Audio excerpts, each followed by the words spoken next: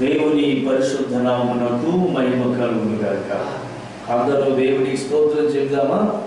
Hallelujah, hallelujah, praise the lord. ప్రభువు నందు ప్రియమైన నా దేవుని ప్రజలారా, ఈ రాజు రాత్రి ఈ ఉపవాస ప్రార్థన కూడికలో ఈ విధముగా మనమందరము కలిసి దేవుని యొక్క ఔన్నత్యాన్ని, ఆయన ఉన్నతమైన నామమును గణపరచడానికి, ప్రభుని స్తుతించుటకు దేవాది దేవుడు మనందరికీ అనుగ్రహించిన ఇలాంటి శ్రేష్టమైన అద్భుతమైన అవకాశమును బట్టి, ధన్యతను బట్టి మరి మరొకసారి మనమందరము ప్రభుని స్తుతిస్తూ ఈ రాత్రి ఈ వీడియో ద్వారా, ఈ లైవ్ స్ట్రీమ్లో మాతో పాటుగా ఈ దేవుని యొక్క సన్నిధిలో మాతో పాటు కలిసి దేవుని స్తుతించడానికి మరి మిమ్మల్ని ప్రేమతో ఆహ్వానిస్తున్నాం.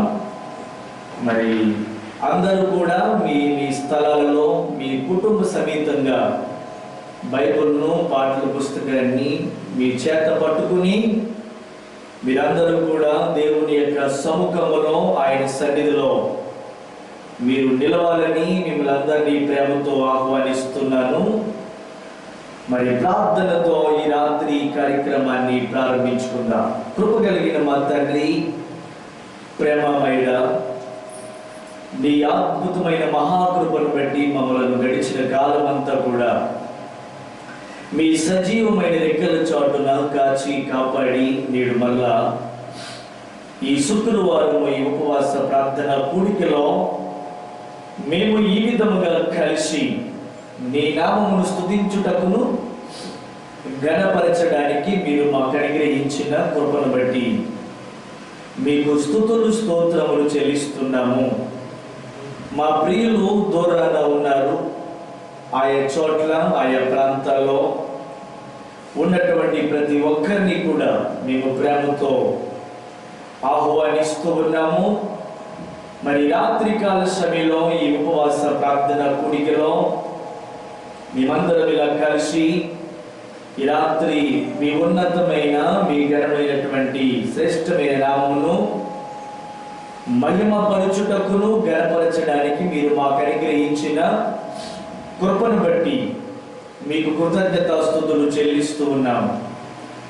ఈ రాత్రి మేము పాటల ద్వారా మీ నామమును మహిమపరచుచు ఉండగా, గణపరచుచు ఉండగా మా స్తుతులు స్తోత్రాలు మీరు అంగీకరించి ప్రారంభం నుండి ముగింపు వరకు కూడా మీరే అధ్యక్షులుగా ఉండి మహిమకరముగాను ఆశీర్వాదకరముగా జరిగించమని, మహిమను పొందమని ప్రార్థిస్తూ ఉన్నారు. పాటలలో నీ అభిషేకాన్ని ఇవ్వండి, వాక్య బోధలో నీ అభిషేకాన్ని ఇచ్చి నీ భక్తులైన వారందరితో, నీ ప్రజలైన వారితో మీరు మాట్లాడండి. ప్రారంభము నుంచి ముగింపు వరకు కూడా మీరే అధ్యక్షులుగా ఉండి మహిమకరముగాను ఆశీర్వాదకరముగా జరిగించి మహిమను పొందమని యేసు పరిశుద్ధ నామమున మా ప్రార్థనలు అడిగి పొందుకుని ఉన్నాము తండ్రి. ఆమేన్, ఆమేన్. దేవునికి స్తోత్ర, దేవునికి స్తోత్ర. హల్లెలూయా, ప్రైజ్ ది లార్డ్.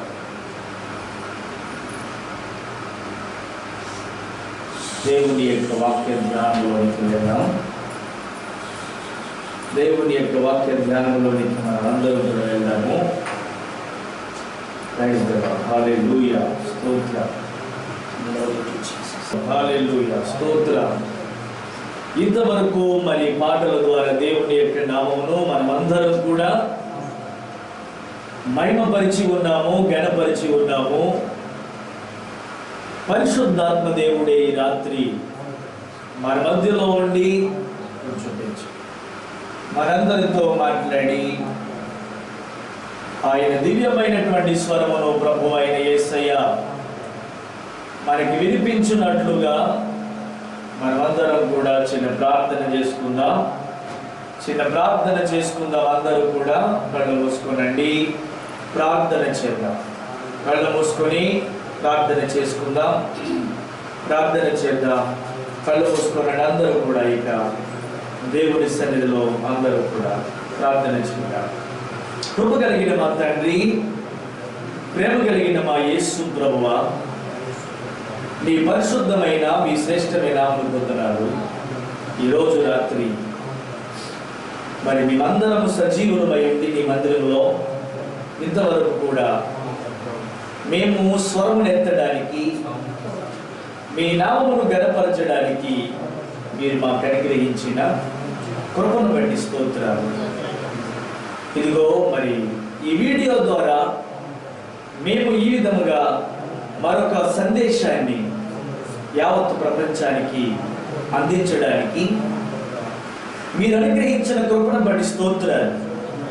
మరి సబ్స్క్రైబర్స్ యొక్క మరి ఆశగల ప్రాణాన్ని మీరు వాక్యోపదేశాలతో మీరు వారిని తృప్తిపరుస్తున్నందుకు మీకు వందనాలు. ఈ రాత్రి ఈ ఉపవాస ప్రార్థన కూడికలో నీ దాసుడుగా నేను నీ పక్ష నుండి నీ స్వరమును వినిపించుచూ ఉండగా వినగలిగే చెవులను గ్రహించగలిగేటువంటి జ్ఞానాన్ని ఈ రాత్రి ఇక్కడ అందించుచున్న ఈ యొక్క గొప్ప సంగతులను ప్రజలు ఎరిగి ధ్యానించి వారు బలపరచబడడానికి కృప చూపించమని నీ సేవకుడైనటువంటి నన్ను మరుగుపరిచి ఒక 30 నిమిషాలు అద్భుతమైనటువంటి మర్మములు మీరు మాకు బయలుపరచమని నీ సేవకుడై నన్ను మరుగుపరిచి నీ వాక్కును విడుదల చేయమని యేసు నామమున అడుగుతున్నాము తండ్రి, ఆమేన్. ప్రభువునందు ప్రియులారా, మరొకసారి ఈ రాత్రి ఈ లైవ్ స్ట్రీమ్ ద్వారా ఈ వీడియోలో మరి ఈ ఉపవాస ప్రార్థనలు అందించబడుతున్న ఉపదేశాన్ని వినడానికి మిమ్మల్ని అందరినీ నేను ప్రేమతో ఆహ్వానిస్తున్నాను. ఈ రాత్రి మనము ఒక అద్భుతమైన సందేశాన్ని వినబోతున్నాము. మీరందరూ తప్పకుండా ఆసక్తి కలిగి ఆలకించండి. ఏ ఒక్కరు కూడా నిర్లక్ష్యంతో కేవలం చూసి అలాగా వదిలిపెట్టే వారికి కాకుండా మొత్తం వీడియోని చూడండి. అద్భుతమైనటువంటి సందేశాన్ని రాత్రి నేను మీకు అందిస్తున్నాను. ఈరోజు అంశం పేరు ఆత్మీయమైన సున్నితి. ఈరోజు టాపిక్ నేమ్ ఏంటంటే అంశం పేరు ఆత్మీయమైన సున్నతి. ఒక మర్మాన్ని రాత్రి నేను మీకు చెప్తున్నాను. మీరు ఇప్పటి వరకు కూడా మరి ఇటువంటి సత్యాన్ని, మర్మాన్ని మరి మీరు విని ఉండకపోవచ్చు అని నేను అనుకుంటా ఉన్నాను. ఈ రాత్రి నేను ఇచ్చే వర్తమానము ఆత్మీయ సున్నతి. గమనించాలి. సున్నతి అంటే ఎప్పుడైనా విన్నారా? ఇది మనకు తెలియకపోవచ్చు, కానీ ఇది చాలా ప్రాముఖ్యమైన విషయం. ఒక ఇశ్రాయేలీయుడు సున్నతి చేయించుకోకపోతే అసలు వాడు ప్రత్యక్ష గుడారంలోకి అర్హుడు కాదు. సున్నతి లేకపోతే అసలు ఇశ్రాయేలుడే కాదు వాడు. ఒక ఇశ్రాయేలీయుడు తప్పకుండా వారు సున్నతి చేయించుకోవాలి. దానిని ఇప్పటికీ కూడా మరి ఇస్లాం సోదరులు పుట్టిన ప్రతి బిడ్డను 8వ రోజునే వాళ్ళు చేయిస్తారు. ఒకవేళ అది కాకపోతే 8వ ఏటను చేయిస్తారు. మన పితరులు గ్రంథములో మనం గమనించినట్లయితే మన పితరులు కూడా మరి భక్తుల యొక్క చరిత్రను మనం చూస్తే అందరూ కూడా సున్నతి చేయబడిన వారిగా మనకి చరిత్రలో కనబడుతూ ఉంది. గమనిస్తున్నారా? మరి చరిత్రలో సున్నతి చేయబడుతున్నట్టుగా మనకి కనబడుతుంది. ప్రియమైనటువంటి దేవుని యొక్క బిడ్డలు, అబ్రహాము ఇస్సాకు పుట్టినప్పుడు ఇస్సాకునకు సున్నతిని తీసుకెళ్ళినట్లుగా మనం చూస్తున్నాం. అలాగే మరి మనము ఇస్మాయిలును సున్నతి తీసుకెళ్ళినట్లుగా మనం చూస్తున్నాం. సున్నతి అనేది మనము బైబిల్ యొక్క చరిత్రలో చాలా ప్రధానమైనది, ప్రాముఖ్యమైనది అన్న విషయాన్ని మనం గుర్తించాలి. బైబిల్ యొక్క చరిత్రలో ఇది చాలా ప్రాముఖ్యమైనటువంటి విషయముగా పరిగణించబడుతుంది. దీనిని మన క్రైస్తవులు దీనిని మనం పాటించట్లేదు. క్రొత్త నిబంధన సంఘం దీన్ని పాటించట్లేదు, కానీ పాత నిబంధన సంఘం దీన్ని తప్పకుండా పాటించింది. దానిని ఇప్పటికీ కూడా ఇశ్రాయేలీయులు కొనసాగిస్తున్నారు. మన దేశంలోనే కాదు, పాకిస్తాన్లోనే ముస్లిం సోదరులు సున్నతి తప్పకుండా చేయించుకుంటారు. ఎందుకంటే వారు ధర్మశాస్త్రాన్ని పాటిస్తారు కాబట్టి. వాళ్ళ మూల పురుషుడు అబ్రహాము ఇస్సాకు చేయించాడు, ఇస్మాయిలుకి చేయించాడు. మనం తప్పకుండా చేయించుకోవాలి. అసలు చేయించుకోకుండా ఏ ఇస్మాయిలీయుడు, ఏ ముస్లిం సోదరుడు ఇండియాలో ఉండడు. ముస్లింలు తప్పకుండా దాన్ని కొనసాగిస్తారు, ఎందుకంటే వాళ్ళు పాత నిబంధన క్షుణ్ణంగా పాటిస్తారు కాబట్టి. మూల పురుషుడైన అబ్రహాము చేసిన పని వారు తప్పకుండా చేస్తారు. మరి మనం ఎందుకు చేయట్లేదు? మరి మనం మనకుందా? మరి ఎందుకు క్రైస్తవులు దీన్ని చేయించుకోవట్లేదు? జాగ్రత్తగా వినాలి. ఈ వీడియో ముగింపు వరకు మీరు వినాలి. ఒక మర్మాన్ని రోజు రాత్రి మీ మధ్యకి తీసుకొచ్చాను నేను. మరి మనం చేయించుకోలేదు. అది చేయించుకోకపోతే అసలు వాడి మందిరాల్లో అర్హుడు కాదు. ఇది గమనించాలి. అసలు సున్నతి అంటే ఏమిటి? సున్నతి వల్ల ప్రయోజనం ఏంటి?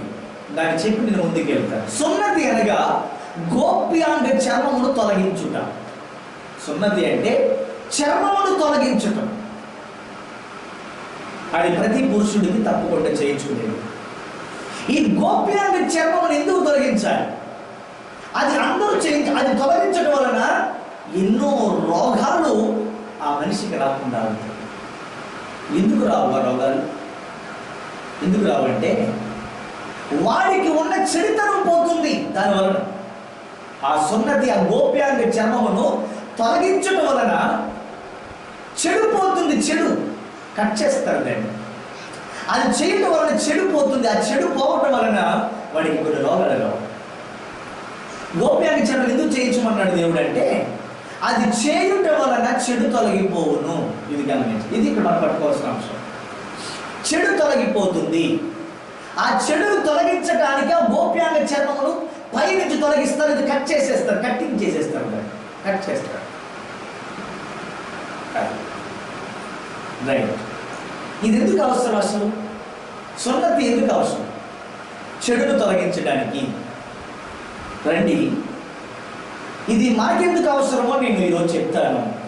బైబిల్లో మనం అందరూ చూద్దాం. ద్వితీయోపదేశకాండము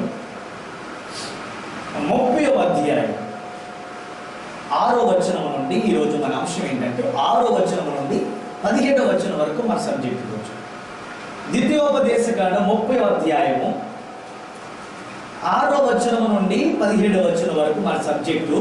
అయితే 6వ వచనంలో చివరి మాట చదువుతాను, వినండి. సమయం అరగంటలోని అంశాన్ని ముగిస్తాను. 6వ వచనంలో చివరి మాట నేను చదువుతాను, వినండి. ఓకేనా? రైట్. 6వ వచనం చదువుదామా? మరియు నీవు బ్రతుకుటకై నీ పూర్ణ హృదయముతోను నీ పూర్ణ ఆత్మతోను నీ దేవుడైన యెహోవాను ప్రేమించున్నట్లు నీ దేవుడైన యెహోవా తనకు లోబడుటకు నీ హృదయమును నీ లోబడుటకును తప్పు చదవకూడదు. నీ హృదయమున యెహోవా తనకు లోబడుటకు నీ హృదయమునకును నీ సంతతి వారి హృదయమునకును సున్నతి చేయును. Very most important. దేవుని స్తోత్రం కలుగునుగా. హల్లెలూయా. చాలా మోస్ట్ ఇంపార్టెంట్ సబ్జెక్ట్లో మనం ఉన్నాం. మీరు చాలా జాగ్రత్తగా వినాలి. ఇక్కడ ఒక మాట మీరు గమనించాలి. ఈ భూమి మీద ఇప్పటి వరకు ప్రతి ఒక్కరు కూడా ఒక మాట అంటున్నారు. ఏంటి? ఎందుకని ఇలాంటి తెగులు వచ్చింది? ఎందుకు ఇంత భయంకరమైన తెగులు చేత ప్రపంచం నాశనం అయిపోతుంది? ఎందుకు ఇలాంటి తెగులు వచ్చింది అని అడుగుతుంటే ప్రతి బోధకుడు నోట నుండి, ప్రతి వ్యక్తి నుంచి ఒక మాట వస్తుంది. ఏంటి ఆ మాట అంటే ప్రజలు లోబడట్లేదండి. అసలు ప్రజలు లోబడేవారుగా లేరు. దేవునికి లోబడరు, సేవకులకు లోబడరు, వాక్యానికి లోబడరు. దైవ సన్నిధికి లోబడరు. ఎవరు లోబడకపోవటం వల్లనే ఇలాంటి సమస్య వచ్చింది అన్నది సబ్జెక్ట్. ఇక్కడ ఎవరు లోబడట్లేదండి అని అంటున్నారు. నేను అడుగుతున్నాను ఈరోజు మొత్తం ఈ లైవ్ వీడియో ద్వారా వింటున్న ప్రక్కల ప్రజలందరిని అడుగుతున్నాను, మీరు లోబడలేకపోతున్నారు కదా? మీరు లోబడలేకపోతున్నారు.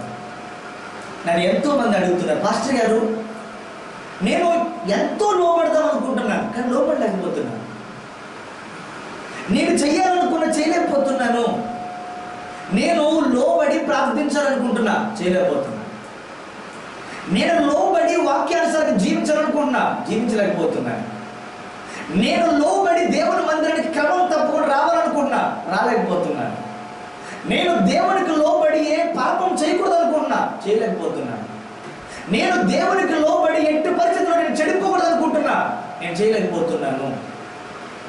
అయితే ఎందుకు ఇలా జరుగుతుంది? నేను ఎందుకు లోబడలేకపోతున్నాను?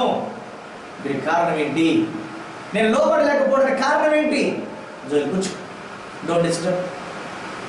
నేను ఎందుకు లోబడలేకపోతున్నాను? లోబడలేకపోవడానికి కారణం ఏంటి? ఇప్పటి వరకు ఈ ప్రపంచానికి అందరి జవాబు ఇది. ఇప్పటి వరకు ప్రపంచానికి దొరకలేని జవాబు. ఈరోజు రాత్రి దేవుడు ప్రార్థనా పూర్వకంగా నాతో మాట్లాడిన విషయం, నీ పిల్లలు ఎందుకు లోబడలేకపోతున్నారు దేవుడికి? నీ భర్త ఎందుకు లోబడట్లేదు? నీ భార్య ఎందుకు లోబడట్లేదు? అసలు నువ్వెందుకు లోబడలేకపోతున్నావు? ఈ రోజున లోబడకపోవటం వల్లనే దేవుడి కోపం వచ్చింది అన్నది వాస్తవం. అది 100% సత్యం. అది ఏ మనిషికైనా కూడా ఒక నష్టము, ఒక శ్రమ, ఒక తెగులు, ఒక కష్టం వచ్చిందంటే దాని వెనకాల బ్యాక్గ్రౌండ్ ఏమై ఉంటుంది, తప్పు ఏమై ఉంటుందంటే లోబడకపోవడమే. ఇందులో ఆలోచన లేదు, అసలు రెండో జవాబు లేదు దానికి. ఇంకా కానీ మరి ఎందుకు లోబడలేకపోతున్నాం? మనం లోబడలేకపోవడం అనే గుణం మనలో ఎందుకుంది? లోబడకుండా లోబడలేక బాప్తీసం తీసుకోలేకపోతున్నాం, లోబడలేకపోవటం వల్ల దేవుని మందిరానికి రాలేకపోతున్నాం, లోబడలేకపోవటం వల్ల పాపం మానలేకపోతున్నాం, లోబడకపోవటం వల్ల మన చెడు జీవితం వదిలిపెట్టలేకపోతున్నాం. ఎందుకు మనం దేవుడికి లోబడలేకపోతున్నాం? కారణం ఏంటో తెలుసా? సున్నితి చేయబడడం. ఏం చేయబడకపోవడం? సున్నితి. ఏం చేయించుకోవట్లేదు మనం? సున్నితి చేయించుకోవట్లేదు. మరి సున్నితిని చేయించుకోకపోవటం వల్ల మనలో ఏ స్వభావం లేకుండా పోయింది? లోబడకపోవడం అనే స్వభావం. దేవునికి ఒక వ్యక్తి లోబడేవాడిగా ఉండాలంటే వాడు తప్పకుండా సున్నితి చేయబడాలి. ఇది ప్రపంచం తెలుసుకోవాలి, సత్యం అందరూ తెలుసుకోవాలి, బోధకులు కూడా తెలుసుకోవాలి ఈ విషయాన్ని. సున్నితి చేయించుకోకపోతే మనిషికి లోబడే స్వభావం రాదు. ఏమన్నాడంటే, నీ దేవుడైన యెహోవా తనకు లోబడుటకు. ఎవరికి లోబడ్డానికి? ఎవరికి లోబడ్డా? మీ ఆయనకా, మీ పిల్లలకా, మీ భర్తకా? ఎవరికి? నీ దేవుడైన యెహోవాకు లోబడుటకు మొదటి మాట. రెండోది ఏంటి? నీ హృదయమునకు. రైట్. మన పాత ధర్మశాస్త్రం ఏం చెప్పింది? పాత నిబంధన ప్రకారంగా సున్నితి చేయించుకోవాలి. సున్నితి అంటే గోప్యాంగ చర్మమును తొలగించడం. మన పితరులు వారి పిల్లలకి పిల్లలకి సున్నితి చేయించారు. వాళ్ళు సున్నితి చేసుకుని ఎందుకు? దేని చేయించుకున్నారు? వాళ్ళు ఫిజికల్ బాడీకి చేయించుకున్నారు, వారి శరీరానికి చేయించుకున్నారు వాళ్ళు. కానీ ఇక్కడ దేవుడు ఏమంటున్నాడంటే, మీ హృదయమునకును మీ సంతతి వారి హృదయమునకును సున్నితి చేయను. ఇంతకీ సున్నితి ఎవరు చేయబడాలి? సున్నితి ఎవరు చేయబడాలి? ఎవరికి? మన హృదయాన్ని చేయబడాలి. ముస్లింలు దేన్ని చేయించుకుంటున్నారు? శరీరాన్ని చేయించుకుంటున్నారు. మన పితరులు కూడా శరీర అవయవానికి చేయించుకుంటారు. మరి మనం దేనికి చేయించుకోవాలి? హృదయానికి చేయించుకోవాలి. హృదయానికి సున్నితి చేయబడకపోతే మనం దేవునికి లోబడలేము. ఇక్కడ ఆగాలి మీరంతా కూడా. ఒక మనిషి దేవుడికి లోబడాలంటే, నీ కళ్ళ ముందు నీ పిల్లలు లోబడట్లేదు దేవుడి కంటే, అది ఏమవ్వలేదు తెలుసా? సున్నితం. అందుకే నేను ప్రతి ఉదయం నా బిడ్డల కోసం ప్రతి రాత్రి, ప్రభువా వీళ్ళిద్దరిని సున్నితి చేయండి అని అడుగుతూ ఉంటాను. దేవుని స్తోత్రం చెప్పండి. ఎందుకంటే ఇప్పటి వరకు చిన్న పిల్లవాడిగా ఉన్నాడు జోయల్. ఇప్పుడు వాడిలో మూఢత్వం అనేది స్టార్ట్ అవుద్ది. 5 సంవత్సరాలు వచ్చినప్పటికీ ఆటోమేటిక్గా వాళ్ళు మూఢత్వం స్టార్ట్ అవుతుంది. మాట వినడు, లోబడడు, అల్లరి చేస్తాడు. మాట వినడు గుణం అనేది బయలుదేరింది వాళ్ళు, ఆల్రెడీ స్టార్ట్ అయ్యింది. ఆ స్వభావం చచ్చిపోవాలి అంటే దేవుడు వాడి హృదయానికి ఏం చేయాలంటే సున్నితి చేయాలి. ప్రతి తల్లిదండ్రులు కూడా వారి పిల్లల కోసం ఏమని చేయాలి తెలుసా? ప్రభువా నా పిల్లలకి ఏం చేయమని అడగాలి? సున్నితి చేయండి అని అడగాలి. దేనికి సున్నితి? దేనికి సున్నితి? దేనికి సున్నతి అండి? రైట్, దేవుని స్తోత్రం చెప్పండి. హల్లెలూయా. దేనికి సున్నతి? హృదయానికి చేయాలి. ఎందుకంటే ఇప్పుడు మనిషికి ప్రాముఖ్యమైనది ఏంటి? ఎస్. అందుకని బైబిల్ ఏం చెప్తుంది? బాల్యము నుండి కూడా వాడి హృదయం చెడ్డది. బైబిల్ చెప్తుంది కదా, బాల్యము నుండి కూడా మన హృదయం ఎలాంటిదట? చెడ్డది. అది స్వాభావికంగా మూఢత్వం మనలోకి వచ్చింది అని బైబిల్ చెప్తుంది. బాలుడకు ఇది ఎలా వస్తుందట? స్వాభావికంగానే వచ్చింది. స్తోత్రం కలుగును గాక. ఒక 2000 కొన్ని ఇంచుమించు 7-8 సంవత్సరాల కిందట పాత నిబంధనలో నోవహు కాలంలో 40 పగళ్ళు 40 రాత్రులు ఏమొచ్చింది? జలప్రలయం వచ్చి వర్షం వచ్చింది. విపరీతమైన వర్షంతో భూమి మీద మనిషి అన్నవాడు లేకుండా దేవుడు ఏం చేశాడు? నాశనం చేశాడు. ఇప్పుడు త్వరలో కూడా అలాగే కనబడతాం. అమెరికా దేశంలో 14 లక్షల మందికి పాజిటివ్. అసలు అక్కడ జనాభా ఎంత ఉంది? 14 లక్షల మందికి పాజిటివ్ అమెరికాలో. అంటే ఇంచుమించు అందులో ఎంతమంది గొప్పవాళ్ళు ఉంటారు? అమెరికా అంటే సామాన్యమైన దేశమా? అమెరికా దేశం అంటే ప్రపంచాన్ని శాసించే దేశం. ఎవడైనా మీ పిల్లోడు అమెరికాలో చదివాడా అని ఆశ్చర్యం చెప్తున్నారు. డాక్టర్ అమెరికాలో చదివాడంట అంటే అమెరికాలో చదివిన డాక్టర్ అంటే ప్రపంచ దేశాలన్నింటిలో కూడా గొప్ప. మరి అమెరికాలో డాక్టర్ చదివి వచ్చిన భారతీయుడే బతుకున్నాడు, అమెరికాలో డాక్టర్ చచ్చిపోతున్నాడు. 14 లక్షల మందికి పాజిటివ్, 1,00,000 మంది చచ్చిపోయారు. అందులో ఎంతమంది పసిపిల్లలు, ఎంతమంది యూత్ ఉన్నారు, ఎంతమంది ప్రెసిడెంట్లు ఉన్నారు? ఒక విషయం తెలుసు, మన యొక్క దేశ నరేంద్ర మోడీ గారికి అమిత్ షా ఎలాంటి వాడో అలాగే అమెరికాలో ట్రంప్కి అతని ఫ్రెండ్ కూడా అలాంటి వాడే. అడ్వైజర్ చచ్చిపోయాడు, అతను కూడా వచ్చేసాడు. అమెరికాలో అతను అడ్వైజర్ అంటే మోడీ గారికి అమిత్ షా లాంటి వాడు. మోడీ గారు కాపాడగలిగారా? అది ట్రంప్ గారు కాపాడగలిగారా తన స్నేహితులు? 1,00,000 మంది చనిపోయారు. ఈరోజు లెక్కల ప్రకారంగా 1,00,000 మంది చచ్చిపోయారు. ఎంత దేవుడికి స్తోత్రం. రేపు బాధపడినాడు మీకు అదే వర్తమానం ఇస్తారు, ఎందుకు చచ్చిపోతున్నారు వీళ్ళు? అందుకని ఆ రోజుల్లో జలప్రలయం 40 రోజులు వచ్చింది. ఆ 40 రోజుల వర్షం వలన మొత్తం చచ్చిపోయారు. ఒక్కడు కూడా భూమి మీద లేడు, ఒకే ఒక్కడు బతికాడు, అతనే నోవహు. ఎందుకు బ్రతికాడు అంటే ఆదికాండం 6:9 అంటాడు, నీతిమంతుడు నిందారహితుడు దేవునితో నడిచినోడు. ఈ 3 మాటలు గుర్తుంచుకోండి.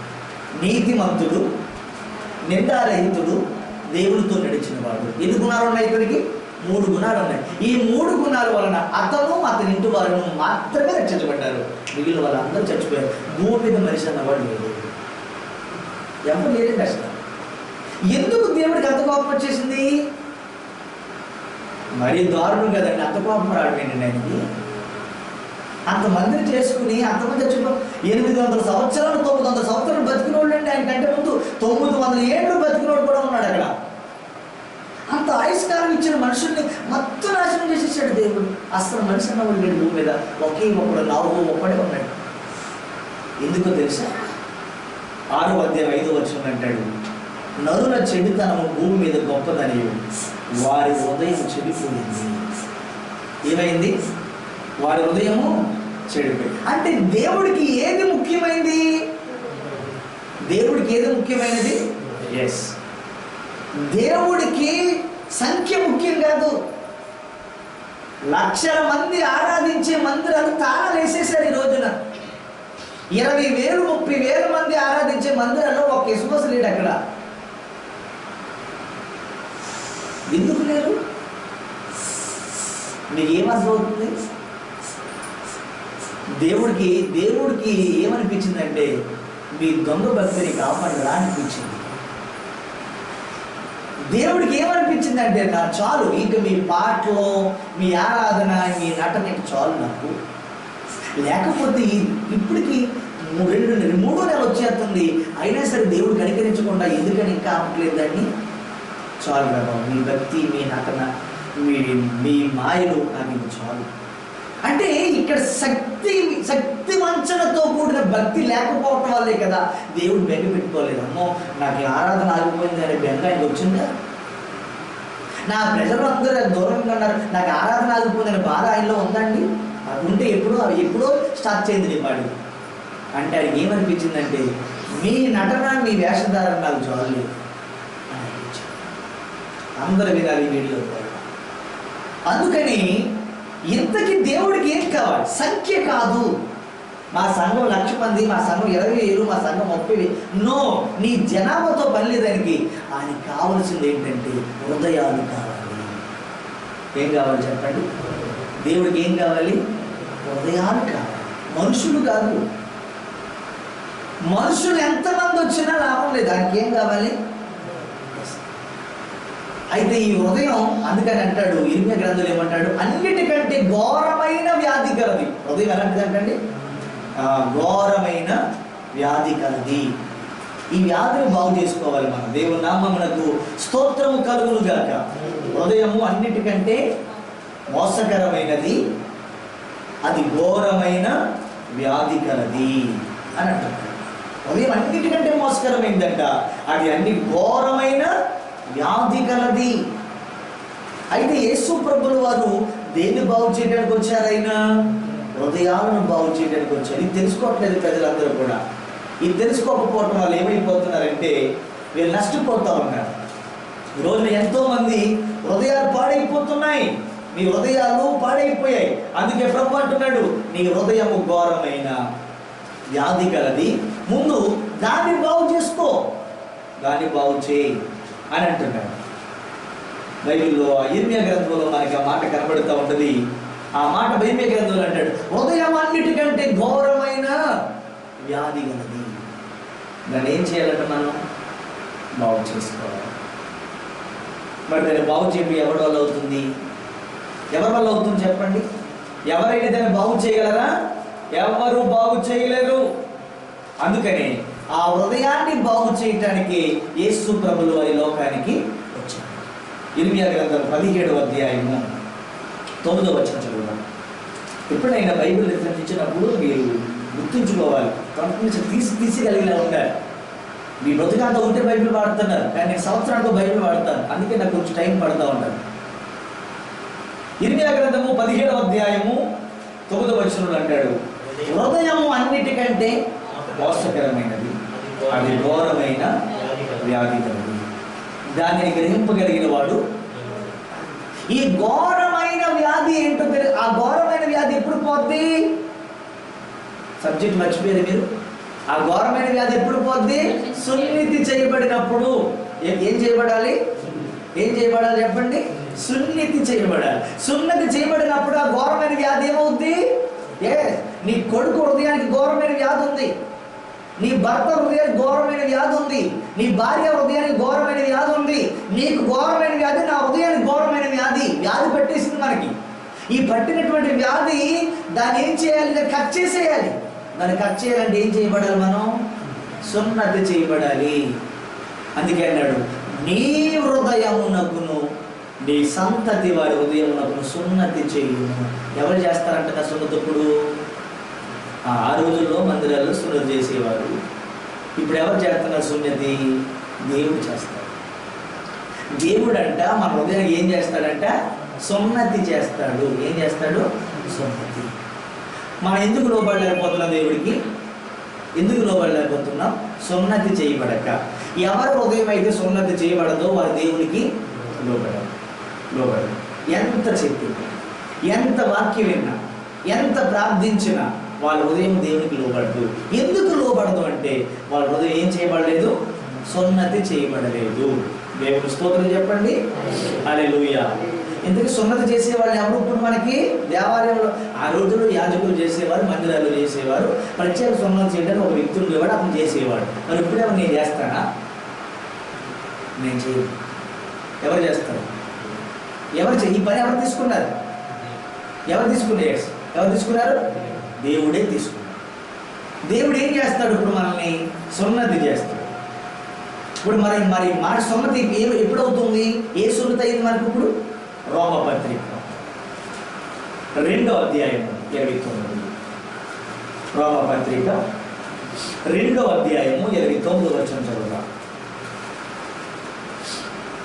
ప్రతి యూదుడు, వాడు యూదుడు అంటే సున్నతి చేయబడాలి, వాడు ఇశ్రాయేలుడు అంటే సున్నతి చేయబడాలి. మరి నీవెవరు? చదవండి. అయితే అంతరంగమందు యూదుడైన వాడే. అది యేసు ప్రభు ఎవరు? యూదుడు. అందరు ఏమనేవారు? యూదుడు అంటే ఉన్నతమైనటువంటి వర్గం. ఆ రోజుల్లో యేసు ప్రభు పుట్టిన కాలంలో యూదుడు అంటే, యూదులు మనుషులు ఎంత అసహించుకుంటారో తెలుసా? అసలు మనిషిని ముట్టుకోవడానికి కూడా వచ్చారు. వాళ్ళంత ఉన్నతమైనటువంటి కమ్యూనిటీ అనమాట యూదుడు అంటే. ఇంక హైయెస్ట్ ప్రపంచ చరిత్ర. ఇప్పుడు మనకి దిక్కుమాలిన కులాలన్నీ ఇప్పుడు మనకు తెలుసు, చరిత్రలో లేవై. అప్పుడు ఇశ్రాయేలీయులు యూదుడు ఉండేవారు. యూదుడు యేసుక్రీస్తు ఎవరు? యూదుడు. అందుకని సమరయ స్త్రీ ఏమంటది? అమ్మ నాకు కొంచెం దాహం ఇస్తుంది, నీళ్ళు అని అడిగితే సమరయ స్త్రీ ఏమని తెలుసా? నువ్వు యూదుడు, మా మీద కూడా నీ మీద పడకూడదు అంది. అంటే అంత గౌరవం అన్నమాట. యూదులు అంటే అంత గౌరవం. యేసు ప్రభు యూదుడు. వాళ్ళ సామాన్యులు ముట్టుకోరు అసలు. వాళ్ళ నీచ జాతి, తక్కువ జాతి అసలు టచ్ చేసేవారు కాదు. అటువంటి యూదుడు అంటే అంత గౌరవం అన్నమాట. అయితే ఇక్కడ బైబిల్ ఏం చెప్తుంది తెలుసా? ఒరే నాయన, యూదుడు అంటే కులం కాదు, అంతరంగమందు వాడు యూదుడు అవ్వాలి అన్నాడు. ఎక్కడ అవ్వాలి యూదుడు అంటే? ఇక్కడ తాను నేర్చుకోవాలి. నీ కులంలో నువ్వు గొప్పవాడు కాదు, కులంలో నువ్వు ఎంత గొప్పవాడు అంటే ఉదయం పలికివాడు అనుకోండి, నువ్వెంతో నీచుడు అని అర్థం. కులంలో నువ్వు గొప్పవాడివే. కులం చాలా పెద్ద కులమే. రాజులు అయి ఉండొచ్చు, లేదా బ్రాహ్మణుడు అయి, పెద్ద కులమేనిది. కానీ నీ గుణం ఎలాంటిది అంటే గౌరవం నీ ఉదయం బట్టి వస్తుంది తప్ప నీ కులం బట్టి రాదు. కులం బట్టి గౌరవించేవాడు మూర్ఖుడు. ఆ జాతి ఎప్పుడో పోయింది ప్రపంచంలో. ఇప్పుడు ఇంకా కులం బట్టి గౌరవించేవాడు లేడు. వాడి మంచితనాన్ని బట్టి వాడి గౌరవం వస్తుంది. వాడి యొక్క నీతిని బట్టి, వాడి ప్రవర్తన బట్టి వాడి గౌరవం పెరుగుతుంది. ఇప్పుడు గౌరవం అదే వచ్చింది. అందుకే అప్పుడు బైబిల్ ఏం చెప్తుంది తెలుసా? యూదుడు కులం బట్టి అవ్వకూడదు, అంతరంగంలో యూదుడు అవ్వాలి. మరియు సున్నతి హృదయ సంబంధమైనదై ఆత్మయందు జరుగునదే కానీ అక్షరము వలన కలిగినది కాదు. అక్షరం వలన కలిగిన సున్నతి కానిది ఇది. ఎక్కడ? ఆత్మయందు జరిగినదే కానీ అక్షరం వలన కలిగినది కాదు. అట్టి వారికి మెప్పు మనుషుల వలన కలగదు కానీ దేవుని వలననే కలుగును. అది అంటే హృదయమందు సున్నతి చేయబడిన వాడికి గొప్ప గౌరవము, మెప్పు ఎక్కడ కలుగుతుందంట? దేవుని వలన కలుగుతుంది. మనుషులు 10 మంది బల సూపరు, గొప్ప, నీకు అంత మంచోడు లేడు, నీ అంత దానకర్ణుడు లేడు, నీ అంత నీతిమంతుడు లేడు, నీ అంత గొప్పోడు లేడని మనుషులు ఎంత మెప్పు చెప్పినా ఏంటి లాభం మనకి? మనుషుల మెప్పు మనకేమన్నా ఒక మెట్టు ముందు తీసుకెళ్తా? 10 మంది మనం పొగటం వల్ల మనకి ఏమైనా కలిసి వస్తుందా? 10 మంది వాళ్ళ మెప్పు వల్ల మనకి ఏమైనా లాభం ఉందా? ఏమీ లేదు. మెప్పు ఎవరు? ఎక్కడ కావాలి మెప్పు మనకి? దేవుడి దగ్గర. ఎక్కడ కావాలి మెప్పు మనకి? రహాబు అని ఒక వేశ్య ఉంది బైబిల్లో. అందరూ ఆమెని వేశ్య అన్నారు. కానీ ఆమె హృదయాన్ని బట్టి దేవుడు ఆమెను ఏం చేశాడు తెలుసా? అందరూ చచ్చిపోతారు, ఒక్కదాన్ని బతికించాడు. వేశ్యాన్ని బతికించిన దేవుడు అంటారు. అసలు ఎందుకు బతికించాడు తెలుసా? ఆమె దేవుని ప్రజలను కాపాడింది. బ్రతుకుకి వేసి అయినా దేవునికి ఆ ఉపకారం చేయటం వల్ల, దేవుని యాజకులకు, దేవుని పని వారికి ఆ ఉపకారం చేయటం వలన ఆ పట్టణం అంతా నాశనం అయిపోతున్నప్పుడు వేశ్య ఒక్కదానే కాపాడు. అర్థమవుతుందా? అంటే దేవుడు ఎప్పుడైనా సరే ఇది చేస్తాడు. Is most important point. నీవు యూదుడు కులంలో కాదు, అంతరంగంలో యూదుడవు. అవుతుందా? తర్వాత ఏమంటున్నాడంటే, మెప్పు మనుషుల వల్ల కలగకూడదు. మనుషులు పొగిడితే ఎంత, పొగడపోతే ఎంత. మనుషులు నిన్ను ఎందుకన్నా ఇంత డబ్బు ఖర్చు పెట్టి పార్టీ చేస్తున్నావు అని అడిగితే మన గొడవని, నా పుట్టినరోజు అండి అన్నాడు. పుట్టినరోజు అయితే ఏం తింటాడు అడుగున్నాను, రాత్రి పార్టీ చేస్తున్నానండి అన్న. పార్టీకి ఎంత ఖర్చు పెడుతున్నారా? 5,000 రూపాయలు ఖర్చు పెడుతున్నానండి. ఎందుకురా అంత ఖర్చు అని అంటే, మరి ఎగ్జాంపుల్ నా గురించి స్టేటస్లో పెడతారు కదా. మరి నా బర్త్డే పొద్దున్న నుంచి స్టేటస్లో పెట్టి తిరుగుతున్నారు వాళ్ళందరూ. నా ఫ్రెండ్స్ అందరూ కూడా మరి రేపు పొద్దున్న రే నువ్వు సూపర్. ఈ మధ్య ఫ్రెండ్స్ అందరూ పేరు పెట్టారు హెచ్బిడి అంట. హెచ్బిడి ఫ్రెండ్స్, హెచ్బిడి అని పెట్టాడు పేరు పెడతారు. ఇది ఒక కొత్త ఫ్యాషన్. హెచ్బిడి అంటే స్ట్రాంగ్ అనమాట. ఆడి కోసం మీ డబ్బులు ఖర్చు పెట్టాలి. ఆడి మెప్పేవాడికి ఆ స్నేహితులకి మెప్పు కావాలని ఆశ. నేను అడుగుతున్నాను ఈ రోజున తమ్ముళ్ళు, చెల్లులు, అక్కలు అందరూ అడుగుతున్నా, మెప్పు మనకి మనుషుల దగ్గర కావాలి. ఎక్కడ కావాలి? దేవుడి దగ్గర కావాలి. అందుకని దేవుడు ఏమన్నాడు? హృదయ సంబంధమైనది. ఇప్పుడు సున్నతి దేని జరుగుతుంది? మనకి హృదయాన్ని జరుగుతుంది. అర్థమవుతుందా? సున్నతి దేని జరగాలి? ఇప్పుడు అందరూ చెప్పాలి. దేని జరగాలి? హృదయానికి జరగాలి. శరీరానికి కాదు, హృదయానికి జరగాలి. హృదయానికి సున్నతి చేయబడిన వాడు మాత్రమే ఏమవుతాడు? దేవునికి లోబడతాడు. ఎందుకు లోబడతాడు? వాడు లోబడ్డానికి కారణం ఏంటి? ఆడిలో ఉన్న చెడుతనము. సున్నతి చేసేటప్పుడు వాడి చర్మం తీసేస్తారు పైన, ఆ చర్మని కట్ చేసేస్తారు. ఆ కట్ చేయడం వల్ల ఏం చెడిపోతుంది. అలాగే మన హృదయానికి సున్నతి చేయకపోవడం వల్ల మనలో ఉన్న చెడుతనం ఏమైపోతుంది? చెడుతనం పోయినప్పుడు హృదయం ఎవరు లోబడద్ది? అసలు మన లోబడలేకపోవడం కారణం ఏంటి? కారణం ఏంటి? ప్రార్థనకు వద్దాం అనుకున్నాం కానీ రాలేకపోవడం కారణం ఏంటి? అక్కడ సీరియల్లో మంచి రంగం నడుపుతా ఉంది. ఆ చెడుని ఏం చేసింది? ఈరోజు ఆల్నైట్ పేరు, ఈ రోజున ఈ నెల కారణం ఆల్నైట్ పేరు అని చెప్పారు పాస్టర్ గారు. నేను తప్పకుండా రాత్రి వెళ్ళాలనుకున్నాను కానీ నీకు ఇష్టమైన సినిమా వచ్చింది కదా. ఆ సినిమా నేను ఏం చేసింది? రాకుండా ఈరోజు మొదటి ఆదివారము ఎంత డబ్బులు ఇచ్చినా నేను వెళ్ళకూడదు, ఖచ్చితంగా వెళ్ళాలి. సరే ఇంకా వచ్చేసండి వెళ్ళదు. ఆడు అనే చెడుతనంతో ఈరోజు నువ్వేం చేసావు? నువ్వు అనుకున్న దాన్ని చేయగలిగావా? ఇలాగ మన జీవితంలో ఎన్నోసార్లు చెయ్యాలనుకున్నది చేయలేకపోవడం కారణం ఏంటంటే మన హృదయంలో ఏమొచ్చింది? చెడుతనం. ఈ చెడుతనం ఏమవ్వాలి? కట్ చేయాలి. దీన్ని కట్ చేసే వాళ్ళు ఎవరు? దేవుడు దేన్ని కట్ చేస్తాడు? ఇక్కడ ఏంటది? హృదయానికి ఏం చేయబడాలి? మనకి సున్నతి. హృదయానికి శుద్ధి చేయబడితే మనం ఏం చేద్దాం? అందరూ చెప్పండి. దేవుడికి లోబడకపోవడం కారణం ఏంటి? సున్నతి చేయబడకపోవడం. సున్నతి ఎవరు చేయాలి? దేవుడే చేయాలి. దేనికి చేయబడాలి? హృదయానికి చేయాలి. హృదయానికి సున్నతి చేయబడితే తప్ప మనం దేవుడికి లోబడలేము. 9వ వచనం 15వ అధ్యాయము రోమపత్రిక 15:9 వచనం.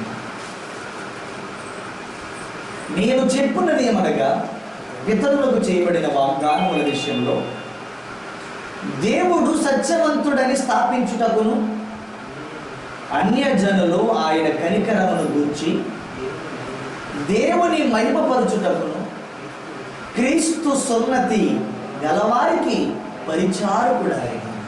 యేసుక్రీస్తు ఎవరికి పరిచారకుడు? లాస్ట్ మాట చదవండి అందరూ ఒకసారి.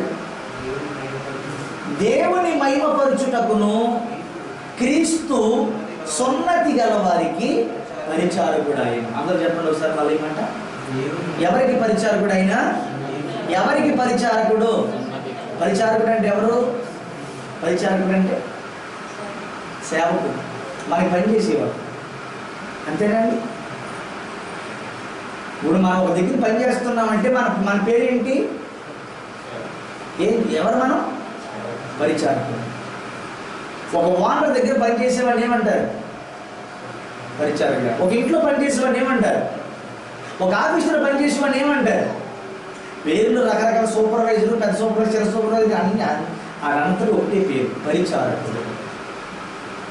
పరిచారకుడు పని ఏంటి? పరిచారకుడు పని ఏంటి? యజమానుడు యొక్క పనులన్నీ చేయాలి. యజమానుడి యొక్క పనులన్నీ చూసుకోవడం, వారికి ఏ పని చేయాలో ఆ పని చేసేవాడిని ఏమంటారండి? ఇప్పుడు యేసుక్రీస్తే పరిచారకుడు అవుతాడండి. ఏం చేయబడితే? సున్నతి చేయబడితే, సున్నతి చేయబడిన వారికి యేసుక్రీస్తు ఏమవుతాడు? పరిచారకుడు అవుతాడు. ఆయన అసిస్టెంట్ మనం. ఆయన అసిస్టెంట్ అయ్యి మనకేం చేస్తాడు? పరిచర్య చేస్తాడు. ఏ పరిచర్య చేస్తాడు? ప్రార్థన లేక నిద్రపోతాడు నేను లేపి ఏం చేస్తాడు? ప్రార్థన చేయిస్తాడు. శుభ్రం కడుపు నిండా తినేసి బాగా ఆరాధన లేకుండా ఇద్దరు పడుకున్నామని ఏం చేస్తాడు? రేపు మూర్ఖుడు లేదు, మీరు స్తుతించు అని మనతో చేయిస్తాడు. నువ్వు చదివిన వాక్యం నీకు అర్థం అవ్వకపోతే దాన్ని అర్థమయ్యేటట్లుగా చేసి ఆ గ్రహించే జ్ఞానాన్ని చేసే పని ఎవరిది? విన్న వాక్యాన్ని గ్రహింపచేస్తాడు, సమయాన్ని ఇచ్చి ప్రార్థింపచేస్తాడు, గ్రహించిన వాక్యాన్ని ప్రకారంగా జీవింప చేస్తాడు. ఈ పనులన్నీ చేసేది ఎవరు? పరిచారకుడు. ఆ పనులన్నీ పరిచారకుడు చేయిస్తాడు మనకి. అంటే యేసుక్రీస్తు మనకు పరిచారకుడు అవుతే ఈ పనులన్నీ ఎక్కడ ఆగవు. ప్రార్థన ఆగదు, వాక్యం చదవటం ఆగదు, మందిరానికి రావటం ఆగదు, స్తుతించటం ఆగదు.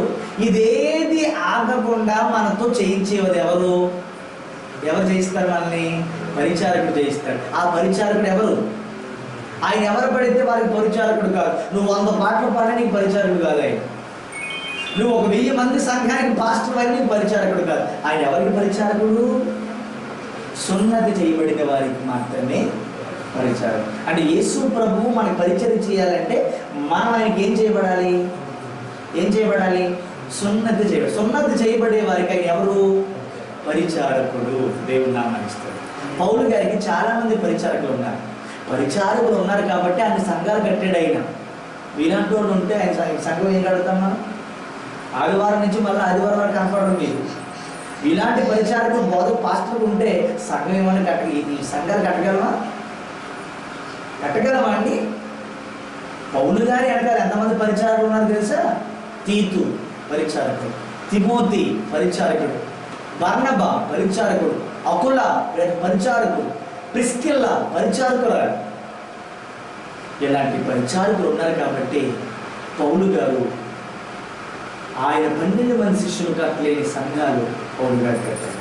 ఎందుకంటే ఆయనకి నమ్మకమైన పరిచారకులు ఉన్నారు. పరిచారకులు ఉన్నప్పుడు పరిచర్య ఏమవుతుంది? విస్తరిస్తుంది. పరిచారకులు ఉన్నప్పుడు ఏమవుతుంది?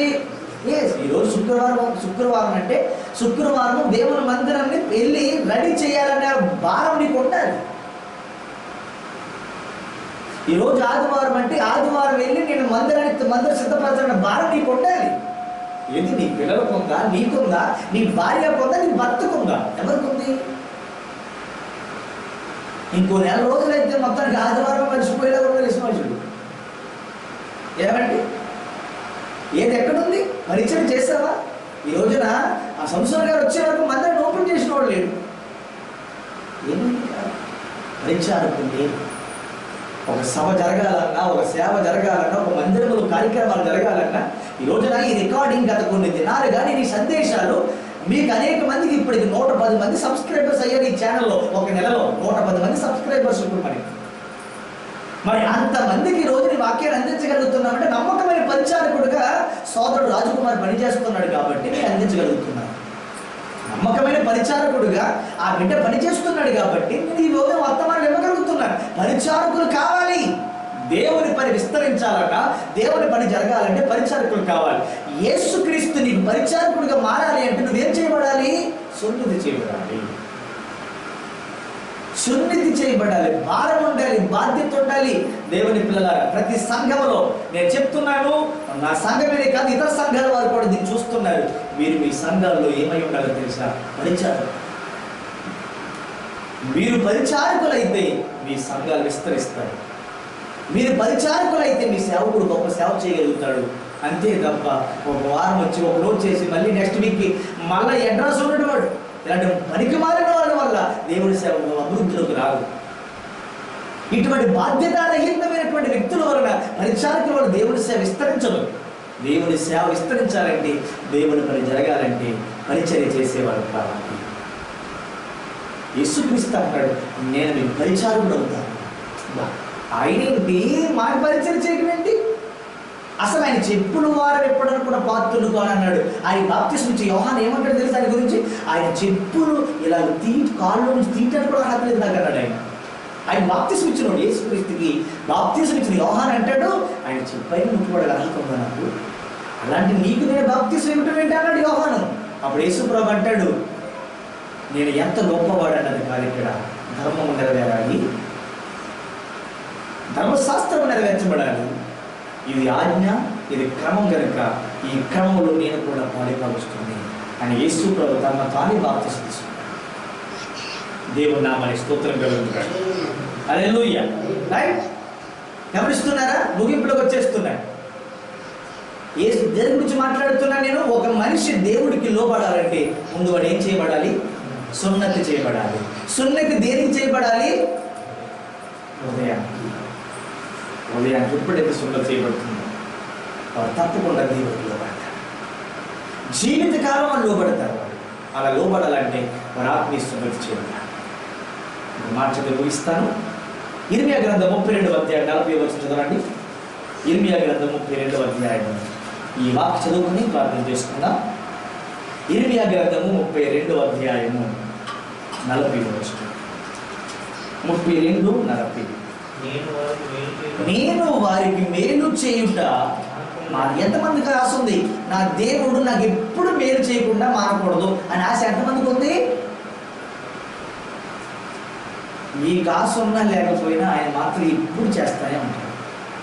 అయితే నిత్యమైన నిబంధనను వారితో చేయించున్నాను, వారు నన్ను విడవకుండునట్లు వారి హృదయములలో నా ఎడల. ఇది ప్రార్థన మార్చండి. ఎంతకాలం చేస్తారండి ఆ ప్రార్థనలు? పాస్టర్లు మారలేదు, విశ్వాసులు మారలేదు. ఆయన ఎలా పోతున్నారు? స్తోత్రం ఆయన. సో ఎన్నిసార్లు అంటారు స్తోత్రం కూడా? ఆ స్తోత్రం హల్లెలూయా ఏది మానండి. వాక్యాన్ని ఉదయం ఉంచుకోండి కదా. ప్రార్థన మార్చరు. నాయన మా పాటగా దీవించు, మా పాట మొదట పాట మంచిదే, మా సంఘాన్ని దీవించు నాయన, నయప్పుడు నాకు కాళ్ళు నొప్పులు నడులు అరే మళ్ళీ ఇంక మార్పు. ప్రార్థనలో మార్పు లేదు. ఒకే పెట్టులో పెట్టే వరకు ఒకటే పాట. ఎప్పుడైనా అడిగింది మాట ఏంటంటే మాట ఏంటి? వారి హృదయంలో నా ఎడల. పుట్టించేది ఎవరు? ఆయన. నీ కొడుకు నీ మాట ఎందుకు వింటలేదు? ఆడ హృదయంలో ఏం పుట్టలేదు? ఏం పుట్టలేదు ఆడ హృదయంలో? సంగపెద్ద గారు ఏం పుట్టలేదు? భయభక్తులు పుట్టలేదు. ఆడలో ఎందుకు పుట్టలేదు భయభక్తులు? పుట్టించమని ఎప్పుడైనా అడిగావా? అడగలేదు. భయభక్తులు పుట్టించేది ఎవరు? ఎవరు భయభక్తులు పుట్టించేది? ఏమండి? మా తల్లిదండ్రులు అడిగారు కాబట్టి పుట్టు పెరిగి సినిమా హాల్ లోపల ఎలా ఉంటారో తెలియదు. సినిమా హాల్ లోపల ఎలా ఉంటారో తెలియకుండా పెరిగాను నేను. దేవుడి నామం మన స్తోత్రం చెప్పండి. ఆల్మోస్ట్తో పని నాకు లేదు, సినిమా పాటలతో పని మనకి లేదు. నా తల్లిదండ్రులు నన్ను ఎంతవరకు చిన్నప్పుడే చూశారు. నేను యవ్వన వయసు వచ్చిన తర్వాత నా కూడా రాలేదు కదా వాళ్ళు. మరి నా కూడా వాళ్ళు రాకపోయినా నేను చెడిపోకుండా నేను ఎలా బ్రతకగలిగాను? ఇంటర్మీడియట్ 12వ ఏటనే వాక్యం బైబిల్ పట్టుకుని బోధించడం మొదలు పెట్టానే. ఎలా వచ్చింది భయభక్తులు?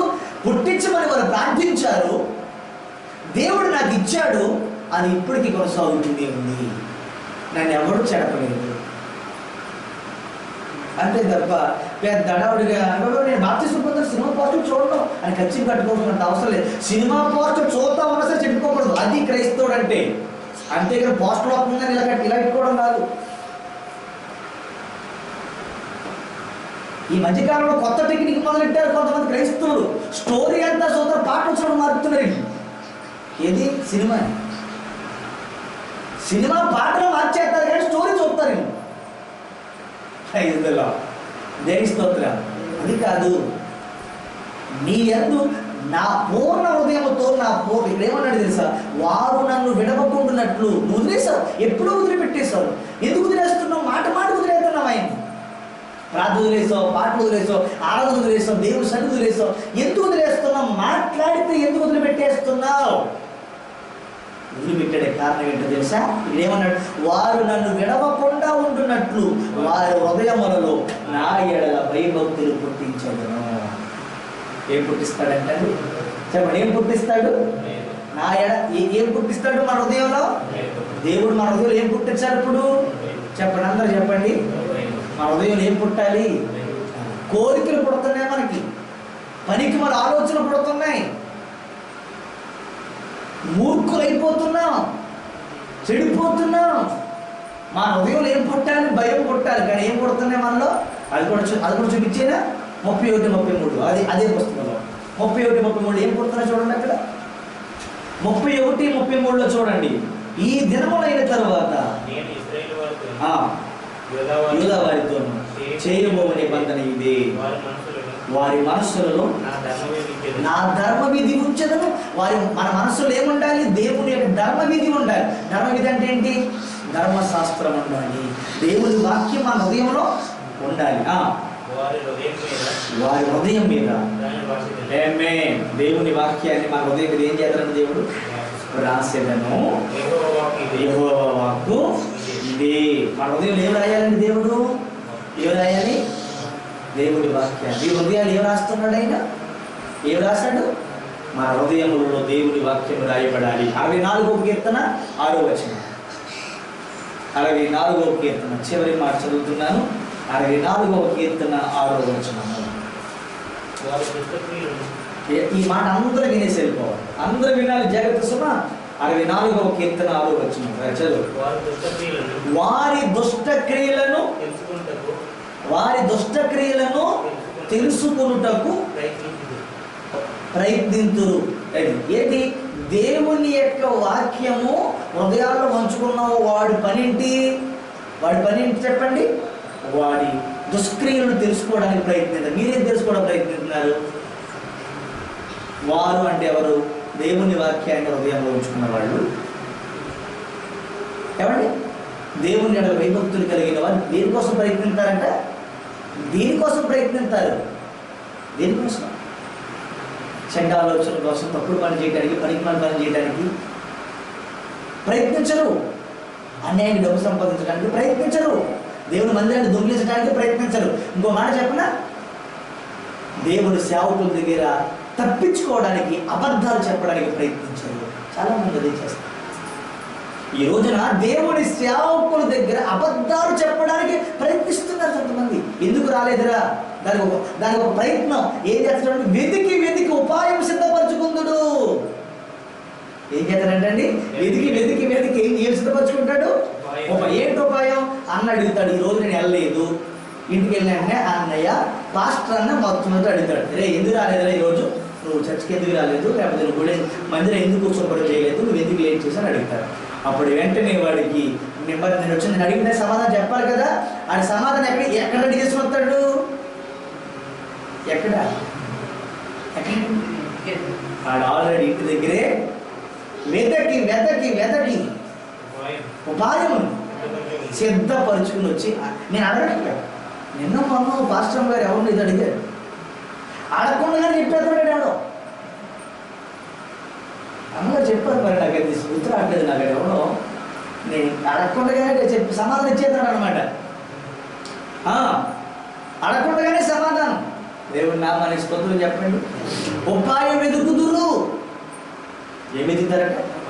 ఉపాయములు వెతుకు. తల్లిదండ్రులారా మీ పిల్లలకి ఏం నేర్పిస్తున్నారు? ఉపాయాలు చెప్తున్నారా? దేవుని నామానికి స్తోత్రం చెప్పండి. హల్లెలూయా. ఏం నేర్పుతున్నావు నీ పిల్లలకి? మీ పిల్లలకి మీరు ఏం నేర్పుతున్నారు? ఉపాయం వెతుక్కుంటారన్నటువంటి వాడు. రే, ఒకసారి నేను ఒక ఫోన్లో ఒక విషయాన్ని విన్నాను. ఏంటి ఆ విషయం అంటే, రే ఇప్పుడే వదిన ఫోన్ చేశారు, నేను ఆల్రెడీ నువ్వు పలానా చోటకి వెళ్ళాలని చెప్పాను, నీ మాట నా మాట తేడా రాకూడదు, నువ్వు కూడా అది చెప్పు అంటే వాళ్ళ అమ్మ అంటుంది, రే వదిన ఫోన్ చేశారు, నేను ఇలా చెప్పాను, నేను మళ్ళీ నువ్వు కూడా అదే చెప్పాలి, రే మ్యాటర్స్ మారకూడదు అంటుంది వాళ్ళ అమ్మ. ఆ కొడుకు చెప్తుంది, ఆ ఫోన్లో నేను ఆ యొక్క కాల్ హిస్టరీలో చూస్తే ఆ హిస్టరీలో అది విన్నాను నేను. దేవుడు నా మనసు నాశనం చేస్తున్నా, నీ కూతురు నువ్వే పాడు చేస్తున్నావు, నీ కొడుకు నువ్వే పాడు చేస్తున్నావు, నీ ఆత్మీయ జీవితం నువ్వే పాడు చేసుకుంటున్నావు. దొంగ దొరకక మానడు.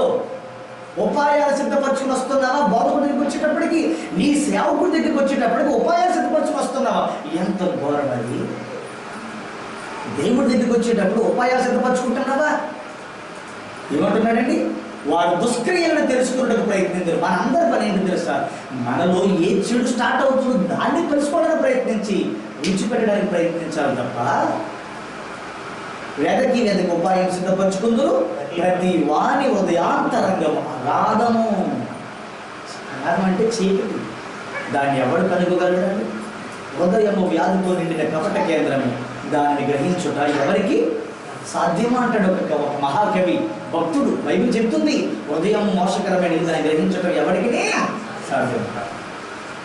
ఎప్పుడు కూడా దేవుని సేవకుల దగ్గర కానీ దేవుడి దగ్గర కానీ సాకులు చెప్పడానికి ఉపాయాలు సిద్ధపరచుకోకండి. ఉన్నది ఉన్నట్టుగా చెప్పండి.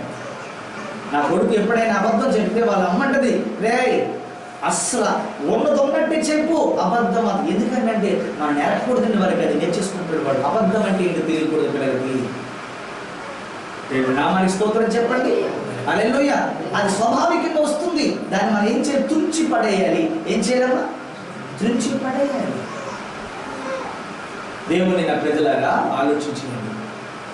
మనందరము మన ఆత్మకి ఏం చేయబడాలి? సున్నతి చేయబడాలి. ఎవరైతే సున్నతి చేయబడతారో వాళ్ళు మాత్రమే ఏమవుతారట? దేవునికి లోబడతారు. నువ్వు దేవునికి లోబడాలంటే ఏం చేయబడాలి చెప్పండి? అందరూ అడగండి, ప్రభువా నాకు సున్నతి చేయండి, నా భర్తకు సున్నతి చేయండి, నా భార్యకి సున్నతి చేయండి. అందరూ ప్రార్థించుదాం, అందరూ కూడా స్తోత్రం చేద్దాం. Hallelujah, hallelujah, glory to Jesus. Praise the Lord. అందరూ కూడా ప్రార్థన చేయండి. నాయనా నాకు సున్నతి చేయి, నేను సున్నతి చేయబడాలి, సున్నతి చేయబడాలి. అందరు ప్రభువుని అడగండి, ప్రభువుని అడగండి. యేసయ్యా నీకు వందనాలు. ప్రార్థన చేద్దాం. కళ్ళమూసుకోనండి. ఈ రాత్రి దేవాది దేవుడు నీతో మాట్లాడిన సత్యం సున్నతి చేయండి.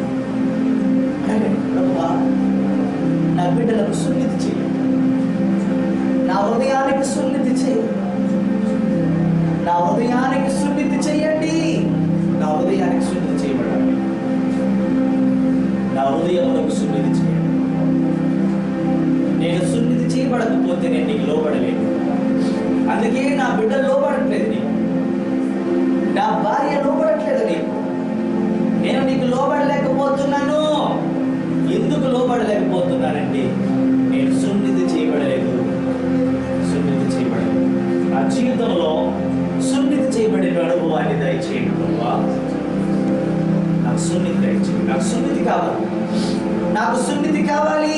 ప్రార్థన చేయండి. అందరూ కూడా కళ్ళు మూసుకొని ప్రార్థన చేయండి. యేసయ్యా నన్ను సున్నతి చేయండి, నన్ను సున్నతి చేయండి, సున్నతి చేయండి. నా జీవితంలో సున్నతి కావాలి. నేను భయపడలేకపోవడానికి కారణం, నేను లోబడలేకపోవడానికి కారణం, నేను విధేయుడిగా జీవించలేకపోవడానికి కారణం, నీ ఎడల భయభక్తులు కలిగి బ్రతకలేకపోవడానికి కారణం ఏంటో తెలుసా? నాకు సున్నతి చేయబడలేదు, నేను సున్నతి చేయబడలేదు. యేసయ్యా నేను సున్నతి చేయబడలేదు. నేను సున్నతి చేయబడలేకపోవటం వలన నేను నీకు లోబడలేకపోతున్నాను, నేను నీకు విధేయుడిగా ఉండలేకపోతున్నాను, విధేయురాలుగా ఉండలేకపోతున్నాను. ఉండలేకపోతున్నారు. ఈ రోజు నుంచి మీరు ఇంటికి వెళ్ళి 2 ప్రార్థనలు అడిగారు. ఒకటి, నా హృదయానికి సున్నితి చేయండి. రెండోది, ఎల్లప్పుడూ నీతోనే ఉండినట్లుగా నా హృదయంలో భయమును పుట్టించండి. ఈ 2 అడగండి. ఎల్లప్పుడూ నీతోనే ఉండినట్లుగా నా హృదయంలో భయమును పుట్టించండి ప్రభువా అని అడిగాడు. ప్రేమ కలిగిన మా తండ్రి, కృప కలిగిన యేసు ప్రభువా, నీ పరిశుద్ధమైన నీ శ్రేష్టమైన నామమును కోరుతాను. నీ మహాకృపను బట్టి ఈరోజు రాత్రి ఒక అద్భుతమైన మర్మాన్ని మాకు బోధించారు.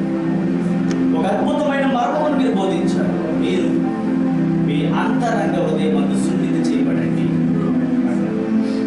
ఆ సున్నితి మీరు మాత్రమే చేయగలరు. మీరే చేయాలి.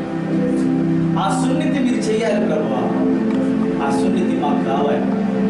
మా అంతరంగమందు సున్నితి మాకు కావాలి. మా హృదయమందు సున్నితి మాకు కావాలి. నా సంఘంలో ఉన్న ప్రతి బిడ్డకు సున్నితి కావాలి. ప్రతి కుటుంబములకు సున్నితి కావాలి. అలాగే వారి అంతరంగాలలో భయమును పుట్టించండి. పాటలు పాడుతూ వారు పాపం చేస్తున్నారు. పాటలు పాడుతూ చెడు తలంపులు కలిగి ఉన్నారు. దేవుని పనిలో వాడబడుతూ ఉండి చెడ్డ పనులు చేస్తూ అమ్మాయిల చుట్టూ అబ్బాయిల చుట్టూ పేర్లు లేఖలు ఉత్తరాలు ఇక్కడ పనికి వాళ్ళు ఎందుకు చేయగలుగుతున్నారు? వారు భయం లేదు.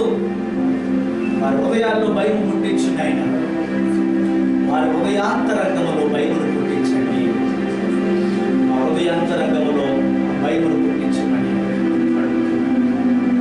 మీరు మా హృదయాంతరంగంలో భయమును పుట్టించండి. సహాయం చేయండి. మా హృదయంలో భయమును పుట్టించమని. ఇంతవరకు మీరు మాతో ఉన్నారు. మీ ప్రజలమైన మాతో ఉన్నారు. ఎంతమంది అయితే ఈశ్వరాన్ని విన్నారు వారందరి హృదయాలు ఆత్మ సంబంధమైన సున్నితి చేయబడి ఆత్మానుసారులుగా జీవించే కృప నైనా వారిలో ఉన్న గోప్యాంగ చర్మం అనగా ఆ చెడుతనం అనేది తొలగిపోయి ఆత్మీయులైనటువంటి వారిగా నీకు సున్నతి చేయబడినటువంటి వారిగా ఆ బిడ్డలైన ప్రతి ఒక్కరిని మీరు చేయమని నజరేయుడైన యేసు పరిశుద్ధ నామమున మా మనవులను అడిగి పొందుకొని ఉన్నాము తండ్రి. ఆమేన్. మన పరమ తండ్రి దేవుని ప్రేమ, రక్షకుడైన క్రీస్తు కృప, పరిశుద్ధాత్ముని అన్యోన్యమైన సహవాసం ఇప్పుడు ఎల్లప్పుడు శతాకాలం తోడై నీడై ఉండును గాక. అందరికీ షలోమ్. God bless you.